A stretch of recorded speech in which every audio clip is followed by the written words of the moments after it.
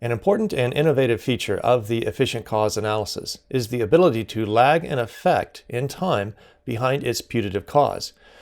Now recall for Aristotle that an efficient cause is one that is involved in the generation of some entity or some process, or it's involved in change in that entity or process over time.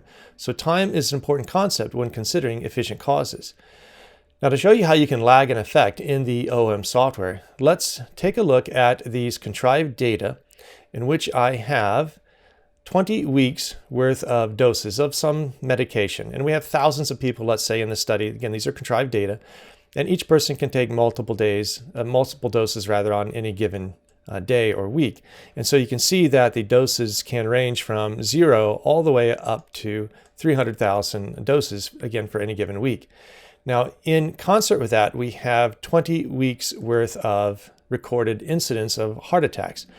And here, the number of heart attacks can range from 0 up to 600. Again, assume we have thousands of participants in this contrived data set.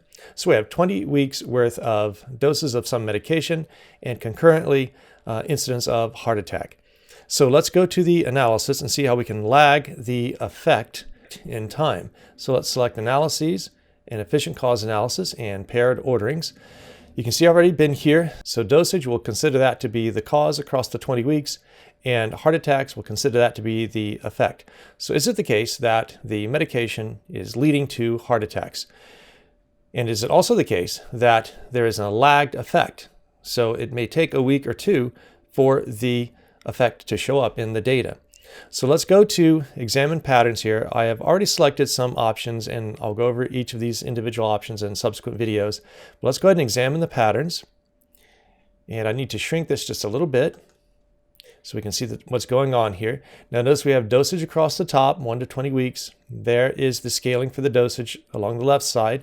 We have the heart attacks, 1 to 20 weeks along the bottom, and there is the scaling for the heart attacks. Let's go ahead and take a look at that first row of data, which is the only one we'll look at in this video.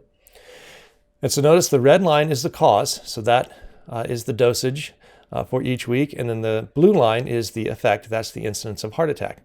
Now you can see that there's some correspondence in the changes across the weeks in the two lines, but it looks like they're off kilter just a little bit. They're not lined up perfectly.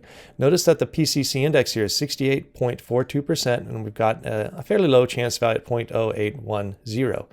So now let's lag that effect in time. Again, the effect is the incidence of heart attack. So notice here we have this effect lag option, and right now the cause is equal to the effect, meaning that the two are lined up week to week. Now let's go ahead and lag it 1 week. So I'll select this left side of the double-headed arrow here, and now it reads effect lag equals 1.